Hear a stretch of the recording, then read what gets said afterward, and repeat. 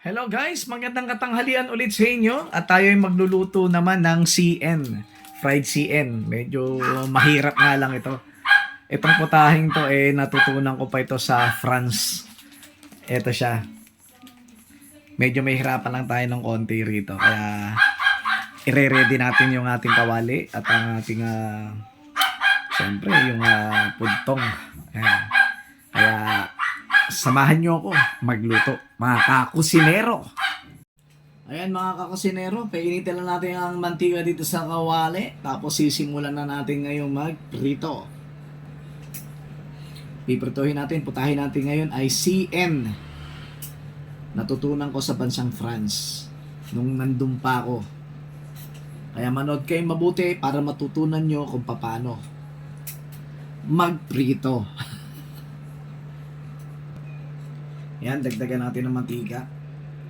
Medyo kukulangin tayo sa mantika.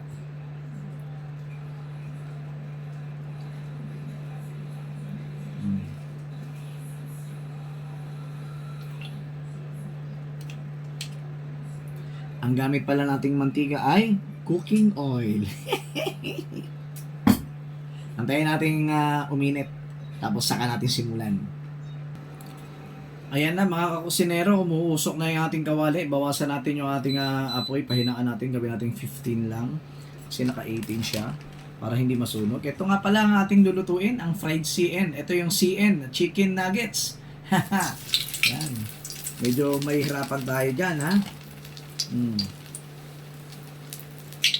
Diba?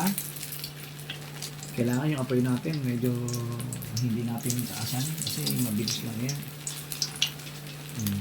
Gutom na yung prinsesita ko, yung aking little boss. Nagrarambulan na raw yung bulati niya sa tiyan niya, kaya kailangan na natin magluto na ulam. At tayo ay nagsaing na rin at painini na yung sinaing natin. Yan, baliktaran natin kasi ayaw niya ng medyo katulad yan. Reklamadora yan. Ayaw niya yan. Gusto niya yung mga white lang. Pero para sa akin gusto ko yung crunchy. Ayan o. Sarap-sarap yung crunchy kasi. Ayan, nagdidikitan. Antayin lang natin maging ganito yung kalahati, yung kabilang side niya. Tapos saka natin ngayon ilagay dito sa lalagyan. Check. Hindi pa.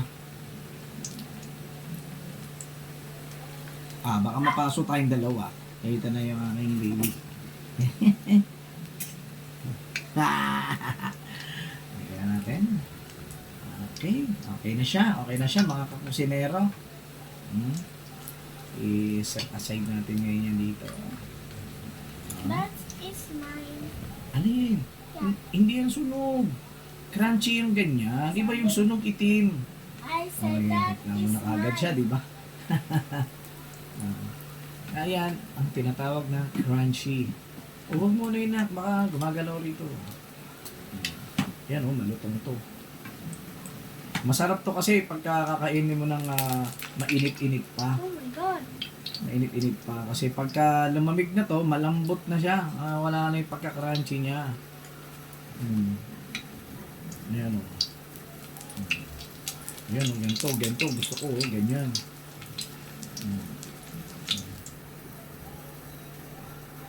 Yan. Busin na natin ito lahat. Yung nasa supot. Okay. Busin na natin yan. Mamaya magluluto na lang ako ng para namin ang dinner namin. Baka manok din naman to. Yan. Busin na natin yan. Pangtanghalian lang yan.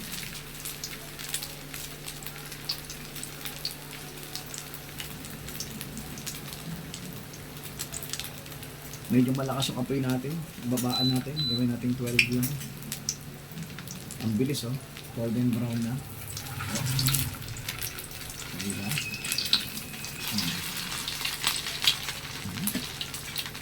Tumataslik. Kaya natin yung check. Antayan natin. Para yung burner niya sa ilalim mag-cool. Tapos saka mo siya bubunutin yung saksakan niya. Hindi pwedeng yung pag inok mo rito ibubunutin mo kagad habang mainit pa yung ilalim niya. Masisira yung ating electric burner. Ayan guys, itong gusto ko. Crunchy. Ayan oh. Ayan. Ito na. Ito na yung last nating lulutuin. Kaya aside na natin yan. Okay. Yan, nakaluto na. Nakaluto na. Naluto na natin yung aming ulamin na ngayong tanghalian. Silipin muna natin kung may apoy pa yung ilalim. Wala na.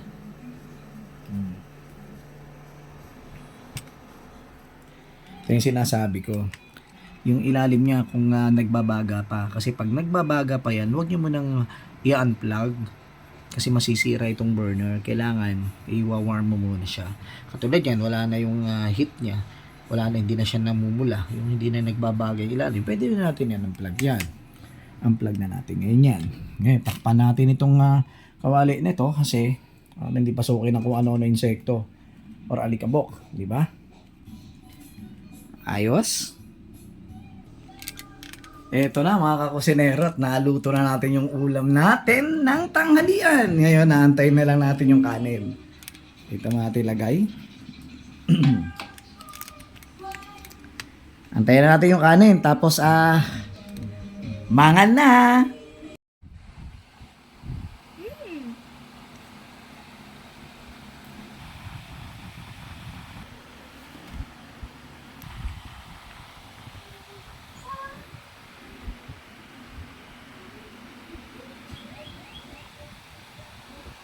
Yan mga kakusinero, kakain na kami ng tanghalian. Tara, kain tayo. Ito na yung ating ulam.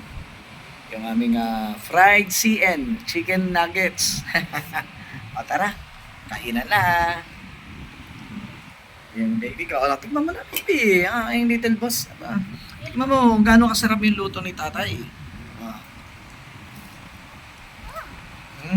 Masarap. Siyempre.